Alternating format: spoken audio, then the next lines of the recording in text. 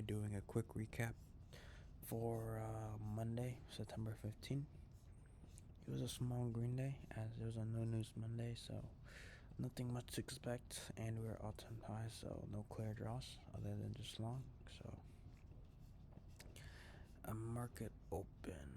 Where's market open? So market open, we simply just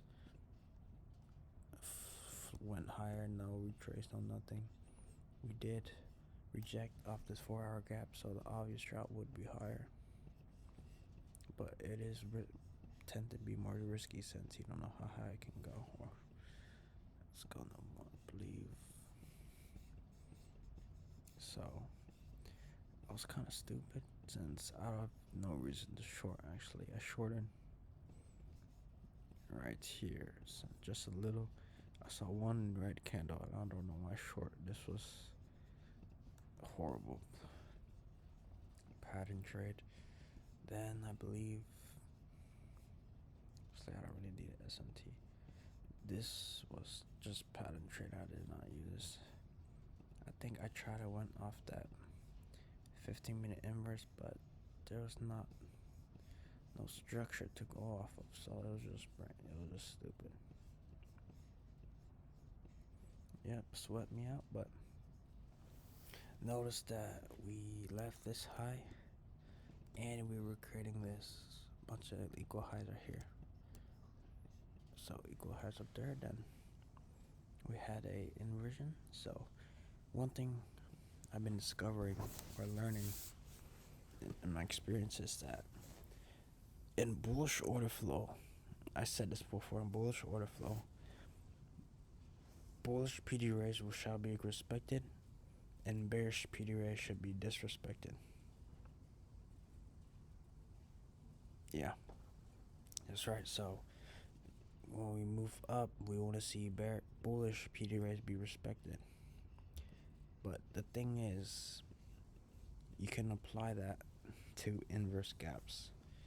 So the most people say, but look, this bearish gap got disrespect. Bullish gap got disrespected close to it. But the thing is, on the higher time frame, there was no gap here, so it wouldn't make sense for it to go lower. So we can think of this as us disrespecting an inverse gap, if that makes sense. So we close the gap, so that makes it inverse. But there's no logical reason for us to go lower, unless we're just lucky. Since I noticed that a lot of inverses fail, since I was usually taking the ones that fail, so if I can find why I failed and apply that, then I can basically flip my strategy. I'm still working in progress, but it's an interesting discovery I'm making. So we close to it. We, instead of thinking we disrespected the bullish gap, think of it as disrespecting the inverse gap. So this allows me to catch high RR trades. I mean, right here, this is what I should have taken a loss right here. That was stupid, but I recognized it. We're doing it, putting in liquidity. Then we have a gap right here. So if we close through it, I noticed that also if we close through it fast, then it still works even better to stop people like me out. So we close through it. It wouldn't make sense to go lower. It's nothing to go on with. Entry exactly right there. Stop. Could be the next swing low. Right here.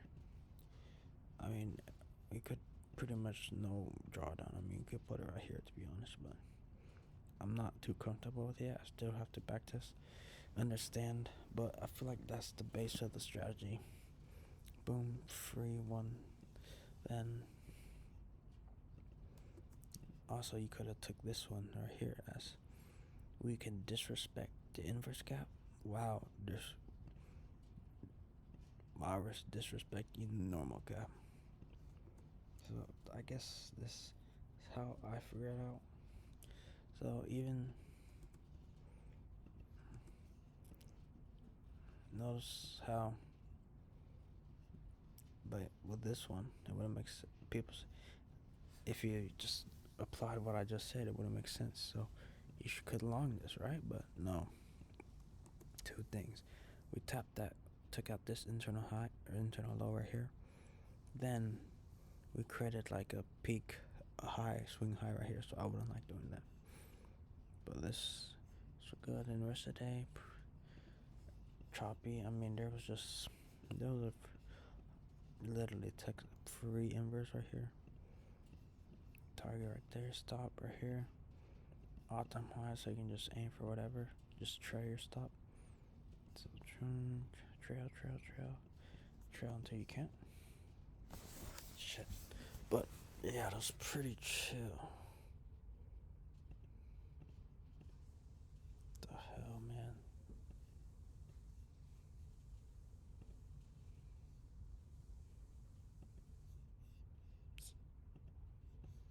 Whatever. But yeah, that's pretty much it. I need to back test more, but I'm slowly getting comfortable doing that. I've been taking trades like that since. If you can notice when you lose, since sometimes I be like top ticking, bottom ticking my losses.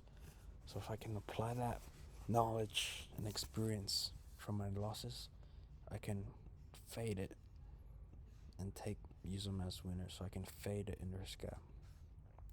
Since I've been getting cooked by inverse gap like all the time. I mean, of course they work, yes. And of course you're not gonna have a 100% win rate, as if you try to fade an inverse gap, there's times when the inverse gap actually inverses. But I've been noticing that on the lower time frames, they don't really hold as well, or it's easier to get faked out, I guess. But yes, I'll backtest it. I'll be backtesting to verify my results and hopefully make a concrete strategy out of it. But that's just my discovery. I haven't made a full strategy yet. And for the bias tomorrow or draw, pretty much keep long. And I mean, do we have any deviations that could? We have this manipulation candle. I mean, I already hit. Next one is at like 25,000, so a bit miles to go. So I wouldn't want to short, but I mean, just textbook Asia out. Alright, that's gonna be it. So what we need to work on is stop taking dumb trades. That first one did not need to take, or could have just took the fade model.